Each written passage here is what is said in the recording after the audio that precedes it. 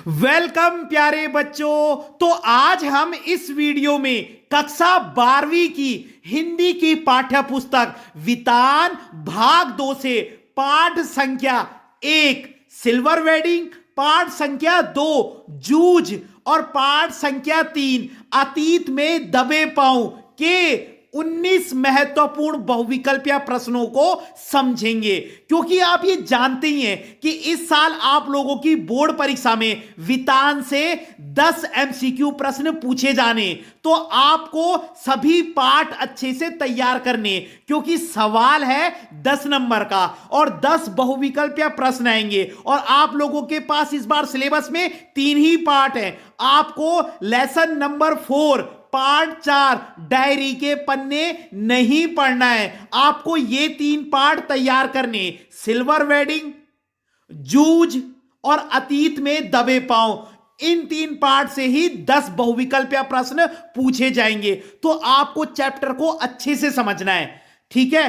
देखिए, पहला प्रश्न है, यशोधर बाबू का चड्ढा के संबंध में क्या विचार था। तो यह प्रश्न सिल्वर वेडिंग का है। तो यशोधर बाबू के ऑफिस में जो चड्ढा नाम का व्यक्ति था, यशोधर बाबू उसके प्रति क्या सोचते थे। तो वो व्यक्ति उनको समहाउ इम्प्रॉपर लगता था। ये यशोधर बाबू का तकिया कलाम है। जब यशोधर बाबू को कोई चीज अच्छी नहीं लगती ना, तो वो उसके लिए समहाउ इम्प्रॉपर कह देते हैं, ठीक है। तो यशोधर बाबू के ऑफिस में जो चड्ढा नाम का व्यक्ति है, वो भी यशोधर बाबू को क्या लगता है, समहाउ इम्प्रॉपर। और समहाउ इम्प्रॉपर यशोधर बाबू का क्या है, तकिया कलाम। डन।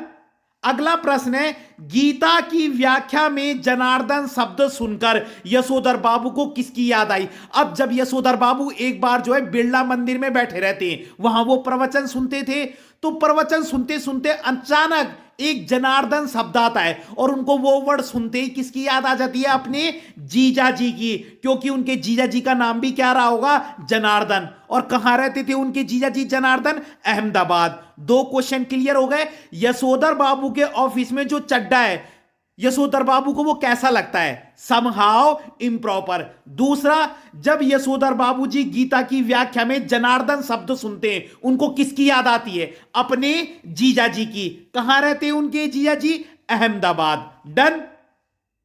तीसरा क्वेश्चन है, यशोधर बाबू को अपना साला गिरीश कैसा व्यक्ति लगता था। ये उसके खास साला नहीं है, यशोधर बाबू का साला कहते हैं पत्नी के भाई को, ठीक है। तो ये उनका मतलब खास साला नहीं है, रिश्तेदारी में होगा पत्नी का भाई। तो ये यशोधर बाबू को अपना साला गिरीश कैसा लगता है, भयंकर ओछा। ओछा आदमी नहीं कहते हम, बिल्कुल पसंद नहीं करते वो इसे। तो वो गिरीश को क्या मानते हैं, भयंकर ओछा व्यक्ति। और ये उनका क्या लगता है, साला। डन।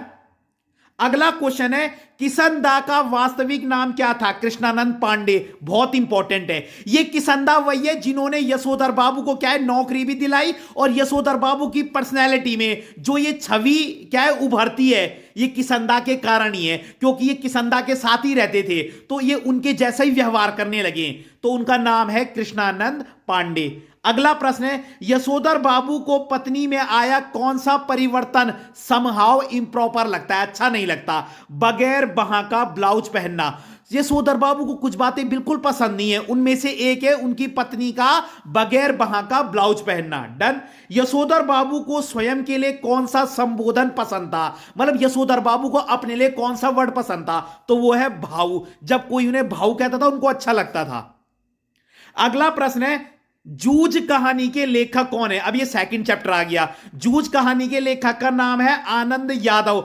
इसमें बताया गया है कि जब आनंद यादव बच्चे थे, जब वो छोटे थे, तो उन्होंने पाठशाला जाने के लिए कितना संघर्ष किया। वो स्कूल पढ़ना चाहते थे, लेकिन उनके पिताजी उनको पढ़ाना नहीं चाहते थे। तभी चैप्टर का नाम क्या है, जूझ। जूझ का मतलब होता है संघर्ष, स्ट्रगल करना, जो लेखक आनंद यादव ने किया स्कूल में पढ़ने के लिए, ठीक है। तो जूझ कहानी के लेखक कौन है, आनंद यादव। और सिल्वर वेडिंग के कौन है, मनोहर श्याम जोशी। सिल्वर वेडिंग के मनोहर श्याम जोशी। सेकंड चैप्टर है जूझ, उसके लेखक का नाम है आनंद यादव। डन। लेखक के पिताजी के लिए किसका बुलावा सम्मान की बात थी, दत्ताजी राव देसाई। याद रखना है, लेखक के पिताजी के लिए किसका बुलावा सम्मान की बात थी? दत्ताजी राव देसाई। मां ने लेखक के पिता की तुलना किससे की है? यही प्रश्न सैंपल पेपर में भी आया है। मां ने लेखक के पिताजी की तुलना किससे की है? बरहेला सुअर से, क्योंकि उसके पिताजी बात बात पर गुस्सा करते थे। अगला प्रश्न है, लेखक के पिताजी ने दत्ताजी राव से लेखक की किन बुरी आदतों का जिक्र किया? तो यह उपरोक्त सभी कि यह कंडे बेच देता है, सिनेमा देखने भाग जाता है, खेती और घर के कामों में मदद नहीं करता। यह उसके पिताजी ने बोला था दत्ताजी राव देसाई से। लेखक पुनः पाठशाला जाकर किस कक्षा में बैठा? 5वीं, क्योंकि उसने 5th क्लास में ही पढ़ाई छोड़ दी थी, तो उसने वहीं से कंटिन्यू करा। अगला प्रश्न है, कक्षा में लेखक को किस बच्चे ने परेशान किया? चौहान। ठीक है, और उनकी कक्षा में सबसे होशियार बच्चा था वसंत पाटिल। वसंत पाटिल सबसे होशियार बच्चा था, और परेशान किसने किया? चौहान। किस अध्यापक से बच्चे डरते थे? मंत्री मास्टर, और ये उनको मैथ्स पढ़ाते थे। मोहनजोदड़ो का अर्थ है, ये 3rd चैप्टर आ गया, मुर्दों का टीला। मोहनजोदड़ो का मतलब होता है मुर्दों का टीला। किस नगर को भारत का सबसे पुराना लैंडस्केप कहा गया? इंपॉर्टेंट क्वेश्चन है। बौद्ध स्तूप को। किस नगर को भारत का सबसे पुराना लैंडस्केप कहा गया है? बौद्ध स्तूप को। मोहनजोदड़ो के जिस हिस्से पर बौद्ध स्तूप स्थित है वो कहलाता है गढ़। जिस हिस्से पर यह बौद्ध स्तूप है वो गढ़ कहलाता है। अतीत में दबे पांव के लेखक हैं ओम थानवी। सबसे पहला पाठ था सिल्वर वेडिंग, उसके लेखक है मनोहर श्याम जोशी। फिर है जूझ, उसके लेखक है आनंद यादव। फिर है अतीत में दबे पांव, उसके लेखक है ओम थानवी। सिंधुवासी कुओं से सिंचाई करते थे, यह मान्यता किसकी है? शिरीन रत्नाकर की, कि सिंधु सभ्यता के जो लोग हैं वो कुओं से सिंचाई करते थे, तो यह मान्यता है शिरीन रत्नाकर की।